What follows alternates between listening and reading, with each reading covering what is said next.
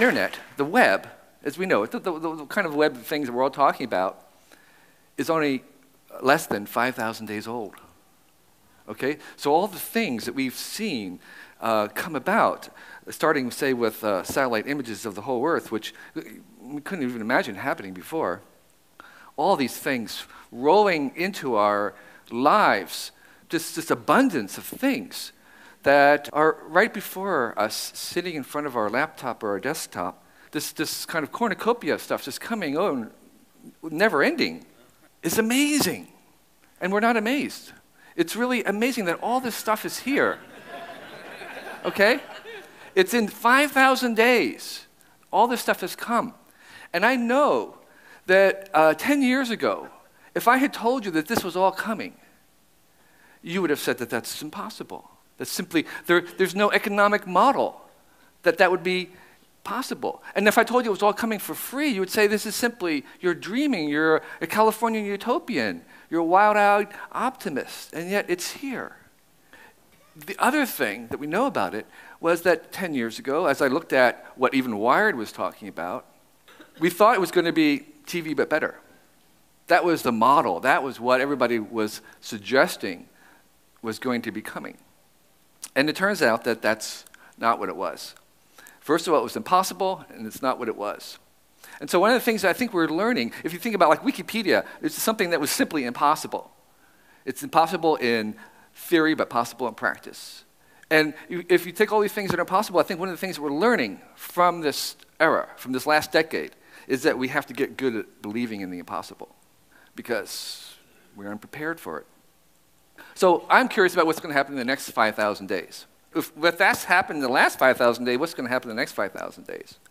So I have kind of a simple story, and it suggests that what we want to think about is this thing that we're making, this thing that has happened in 5,000 days, that's all these computers, all these handhelds, all these cell phones, all these laptops, all the servers. Basically, what we're getting out of all these connections is we're getting one machine. There is only one machine. And our little handhelds and devices are actually just little windows into those machines, but that we're basically constructing a single global machine. And so I began to think about that, and it turned out that this machine happens to be the most reliable machine we've ever made. It has not crashed, it's running uninterrupted. And there's almost no other machine that we've ever made that runs the number of hours, the number of days, 5,000 days without interruption. That's just unbelievable. Of course, the internet is longer than just 5,000 days. The web's only 5,000 days. So I was trying to basically make measurements. What are the dimensions of this machine? And I started off by calculating how many billions of clicks there are all around the globe on all the computers. And there's 100 billion clicks per day. And there's 55 trillion links between all the web pages of the world. And so I began thinking more about other kinds of dimensions, and I made a quick list, and it was Chris Jordan, the photographer, talking about numbers being so large that they're meaningless. Well, here's a list of them. They're hard to tell, but there's 1 billion PC chips on the internet. If you count all the chips and all the computers on the internet, there's 2 million emails per second. So it's a very big number. These are just a huge machine. It uses 5% of the global electricity on the planet. So here's the specifications, just as if you were to make up a spec sheet for it. 170 quadrillion transistors, 55 trillion links, emails running at 2 megahertz itself, 31 kilohertz text messaging, 246 exabyte storage, that's a big disk, that's a lot of storage, memory, 9 exabyte RAM, and the total traffic on this is running at 7 terabytes per second. Brewster was saying the Library of Congress was about 20 terabytes. So every second, half of the Library of Congress is swooshing around in this machine. It's a big machine. So I did something else. I figured out 100 billion clicks per day. 55 trillion links is almost the same as the number of synapses in your brain. A quadrillion transistors is almost the same as the number of neurons in your brain. So to a first approximation, we have these things, 20 petahertz synapse firings. Of course, the memory is just really huge. But to a first approximation, the size of this machine is the size in its complexity, so it is kind of to your brain. because, in fact, that's how your brain works in kind of the same way that the web is work. However, your brain isn't doubling every 2 years. So, if we say this machine right now that we've made is about 1 HB, 1 human brain, if we look at the rate that this is increasing, in 30 years from now, there'll be 6 billion HBs. So by the year 2040, the total processing of this machine will exceed the total processing power of humanity in raw bits and stuff. And this is, I think, where Ray Kurzweil and others get this little chart saying that we're going to cross. So what about that? Well, here's a couple things. I think I have three kind of general things I would like to say, three consequences of this. First, that we're basically what this machine is doing is embodying, we're giving it a body. And that's what we're going to do in the next 5,000 days. We're going to give this machine a body. And then the second thing is we're going to restructure its architecture. And thirdly, we're going to become completely codependent upon it. So let me go through those three things. First of all, we have all these things in our hands. We think they're all separate devices. But in fact, every screen in the world is looking into the one machine. These are all basically portals into that one machine. The second thing is that some people call this the cloud. And you're kind of touching the cloud with this. And so in some ways, all you really need is a cloud book. And the cloud book doesn't have any storage. It's wireless. It's always connected. There's many things about it. It becomes very simple. And basically what you're doing is you're just touching the machine. You're touching the cloud, and you're going to compute that way. So the machine is computing. And in some ways, it's sort of back to the kind of old idea of centralized computing. But everything, all the cameras and the microphones and the sensors and cars and everything is connected to this machine. And everything will go through the web. And we're seeing that already with, say, phones. Right now, phones don't go through the web, but they are beginning to, and they will. And if you imagine what, say, just as an example, what Google Lab has in terms of the experiments of Google Docs, Google Spreadsheets, blah, blah, blah, all these things are going to become web-based. They're going through the machine. And I'm suggesting that every bit will be owned by the web. Right now, it's not. If you do spreadsheets and things at work, a Word document, they aren't on the web, but they are going to be. They're going to be part of this machine. They're going to speak the web language. They're going to talk to the machine. The web is, in some sense, is kind of like a black hole that's sucking up everything into it. And so everything will be part of the web. So every item, every artifact that we make will have embedded in it some little sliver of webness and connection, and it will be part of this machine. So our environment, kind of in the ubiquitous computing sense, their environment becomes the web. Everything is connected. Now, with RFDs and other things, whatever the technology is, it doesn't really matter. The point is that everything will have embedded in it some sense of connecting it to the machine. And so we have basically an Internet of Things. So you begin to think of a shoe as a chip with heels and a car as a chip with wheels. Because basically most of the cost of manufacturing cars is the embedded intelligence and electronics in it, not the materials. A lot of people think about the new economy as something that was going to be a disembodied, alternative virtual existence, and that they would have the old economy of atoms. But in fact, what the new economy really is the marriage of those two, where we embed the information and the digital nature of things into the material world. That's what we're looking forward to. That is where we're going. This union, this convergence of the atomic and the digital. And so one of the consequences of that, I believe, is that we have this sort of spectrum of media right now, TV, film, video, that basically becomes one media platform. And while there's many differences, that in some senses they will share more and more in common with each other.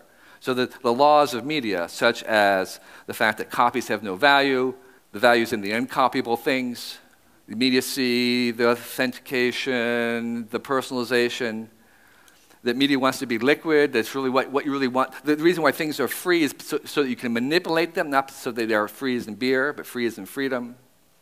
And the network effects rule, meaning that the more you have, the more you get. The first fax machine, the person who bought the first fax machine was an idiot because there was nobody to fax to. But he or she became an evangelist, recruiting others to get the fax machines because it made their purchase more valuable. Those are the effects that we're going to see. Attention is a currency. So those laws are going to kind of spread throughout all media. And the other thing about this embodiment is that there's kind of what I call the McLuhan reversal. McLuhan was saying machines are the extensions of the human senses, and I'm saying humans are now going to be the extended senses of the machine in a certain sense. So we have a trillion eyes and ears and touches through our digital photographs and cameras, and we see that in things like Flickr, where or Photosynth, this program from Microsoft that will allow you to assemble a view of a touristy place from the thousands of tourist snapshots of it. It's, in a certain sense, the machine is seeing through the pixels of individual cameras.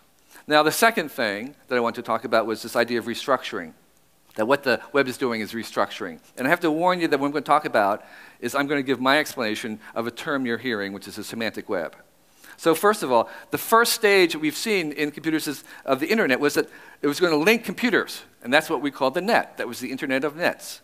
And we saw that where you have all the computers of the world, and if you remember, it was a kind of a green screen with cursors, and there was not much to do. If you wanted to connect it, you connected from one computer to another computer. And what you had to do was, if you wanted to participate in this, you had to share packets of information.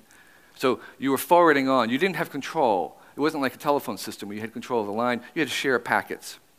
The second stage that we're in now is the idea of linking pages. So in the old one, if I wanted to go onto an airline web page, I went from my computer to an FTP site to another airline computer. Now we have pages. The unit has been resolved into pages. So one page links to another page. And if I want to go into book a flight, I go into the airline's flight page, the website of the airline, and I'm linking to that page. And what we're sharing were links. So you had to be kind of open with links. You couldn't deny, if someone wanted to link to you, you couldn't stop them. You had to participate in this idea of opening up your pages to be linked by anybody. So that's what we were doing. We're now entering to the third stage, which is what I'm talking about. And that is where we link the data. So I don't know what the name of this thing is. I'm calling it the one machine. But we're linking data. So we're going from machine to machine, to page, and now data to data. So the difference is that rather than linking from page to page, we're actually going to link from one idea on a page to another idea rather than to the other page. And so every idea is basically being supported, or every item, or every noun is being supported by the entire web. It's being resolved at the level of items or ideas, or words, if you want. So this is physically coming out, again, into this idea that it's not just virtual, it's actually going out to things. So something will resolve down to the information about a particular person. So every person will have a unique ID, every item will have a something. They'll be very specific, and will link to a specific representation of that idea or item. So now, in this new one, when I would link to it, I would link to my particular flight, my particular seat. And so, give me an example of this thing. I live in Pacifica. Rather than right now, Pacifica is just sort of a name on the web somewhere. The web doesn't know that that is actually a town, and that's a specific town that I live in, but that's what we're going to be talking about. It's going to link directly to, it will know. The web will be able to read itself and know that that actually is a place, and that whenever they sees that word Pacifica, it knows that it actually has a place, longitude, certain population. So here are some of the technical terms, all three-letter things that you'll see a lot more of. All these things are about enabling this idea of linking to the data. So here I'll give you one kind of an example. There's a gabillion social sites on the web. Each time you go to there, you have to tell it again who you are and all your friends are. Why should you be doing that? You should just do that once, and it should know who all your friends are. So that's what you want, is all your friends are identified, and you should just carry these relationships around. All this data about you should just be conveyed, and you should do it once, and that's all that should happen. And you should have all the networks of all the relationships between those pieces of data. That's what we're moving into, where it sort of knows these things down to that level. Semantic web, Web 3.0, giant global graph. We're kind of trying out what we want to call this thing. But what it's doing is it's sharing data. So you have to be open to having your data shared, which is a much bigger step than just sharing your web page or your computer. And all these things that are going to be on this are not just pages. They are things. Everything we described, every artifact or place will be a specific representation, will have a specific character that can be linked to directly. So we have this database of things. And so there's actually a fourth thing that we have not get to, we won't see in the next 10 years or 5,000 days, but I think that's where we're going to, and that is the Internet of Things, where I'm linking directly to the particular things of my seat on the plane, that physical thing becomes part of the web. And so we are in the middle of this thing that's completely linked down to every object in the little sliver of connection that it has. So the last thing I want to talk about is this idea that we're going to be codependent. It's always going to be there, and the closer it is, the better. If you allow Google to, it will tell you your search history, and I found out by looking at it that I search most at 11 o'clock in the morning. So I am open, and I'm being transparent to that, and I think total personalization in this new world will require total transparency. That is going to be the price. If you want to have total personalization, you have to be totally transparent. Google, I can't remember my phone number, I'll just ask Google. We're kind of so dependent on this that I have now gotten to the point where I don't even try to remember things, I'll just Google it. It's easier to do that. And we kind of object at first saying, oh, that's awful, but if we think about the dependency that we have on this other technology called the alphabet and writing, we're totally dependent on it. It's transformed culture. We cannot imagine ourselves without the alphabet and writing. And so in the same way, we're going to not imagine ourselves without this other machine being there. And what is happening, what this is some kind of AI, but it's not the AI in conscious AI, it's as being an expert. And Larry Page told me that that's what they're trying to do, and that's what they're trying to do. But when 6 billion humans are Googling, who's searching who? It goes both ways. So we are the web. That's what this thing is. We are going to be the machine. So the next 5,000 days, it's not going to be the web and only better. It's just like it wasn't TV and only better. It's not going to, the next 5,000 days is not just going to be the web, but only better. It's going to be something different. And I think it's going to be smarter. They'll have an intelligence in there that's not, again, conscious, but it'll anticipate what we're doing in a good sense. Secondly, it's become much more personalized. It will know us, and that's good. And again, the price of that will be transparency. And thirdly, it's going to become more ubiquitous in terms of filling our entire environment, and that we will be in the middle of it. And all these devices will be portals into that. So the single idea that I wanted to leave with you is that we have to begin to think about this as not just the web only better, but a new kind of stage in this development. It looks more global. If you take this whole thing, it is a very big machine, very reliable machine, more reliable than its parts. But we could also think about it as kind of a large organism. And so we might respond to it more as if this was a whole system, more as if this wasn't a large organism that we are going to be interacting with. It's a one, and I don't know what else to call it than the one. We'll have a better word for it, but there's a unity of some sort that's starting to emerge. And again, I don't want to talk about consciousness, I want to talk about just as if it was like a little bacteria or a Volvox, which is what that organism is. So, to do, action, takeaway. So, here's what I would say. There's only one machine, and the web is its OS. All screens look into the one. No bits will live outside the web. To share is to gain. Let the one read it. It's going to be machine readable. You want to make something that the machine can read. And the one is us. We are in the one. I appreciate your time. Wow.